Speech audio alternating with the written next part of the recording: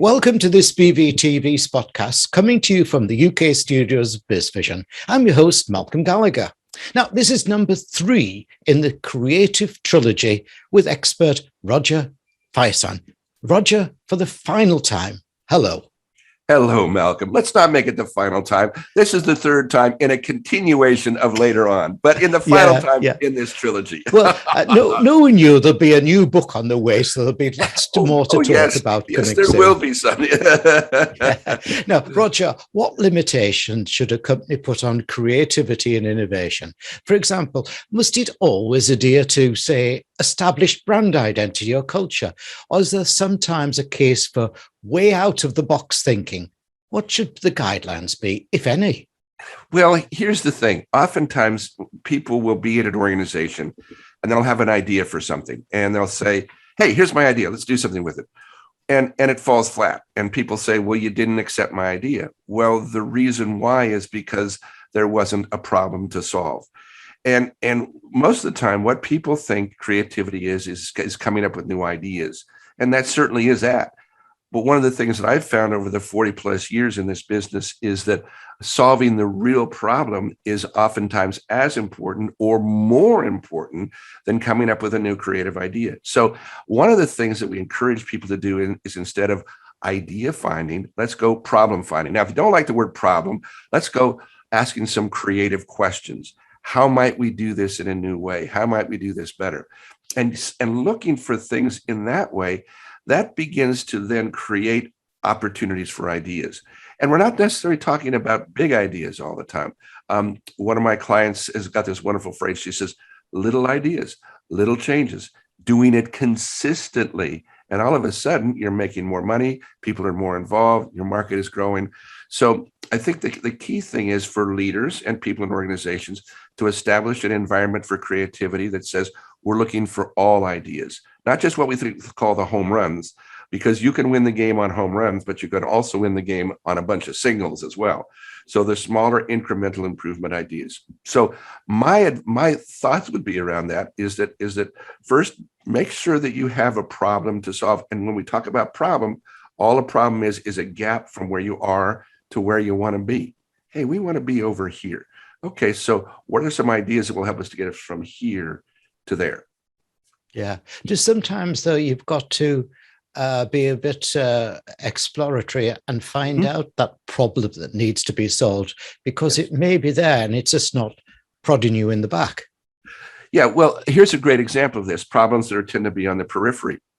And I have a very good friend who was a pioneer in telemedicine. And he started working on telemedicine in the late 80s. And he used a camcorder and a computer so he could take a look at patients from afar. So he wasn't driving to the hospital all the time. He's a cardiologist. So he tried to get telemedicine out and into the world. And it was on the fringe, on the fringe, on the fringe. And then the pandemic hits. And Malcolm, in less than 2 weeks, telemedicine became an accepted way of doing medicine. Right?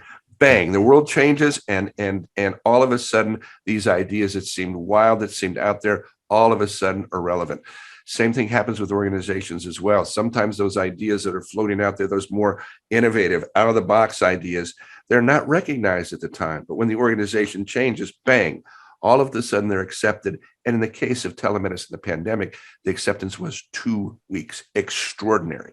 Yeah. So those ideas on the periphery are absolutely important, but they might be waiting there for the world to change. It's like, oh, then we kind of finally met. Yeah. Yeah. Do you think, though, and most companies should ensure that they are continuously future ready, do you think that people can actually foretell what problems are going to be needed to be solved, say, in 5 years' time? I think that's difficult. And I've been doing, I've done strategic planning sessions. We've done strategy sessions. I'm not so sure if that's the way to go. I think the way might be in more of a creative mindset.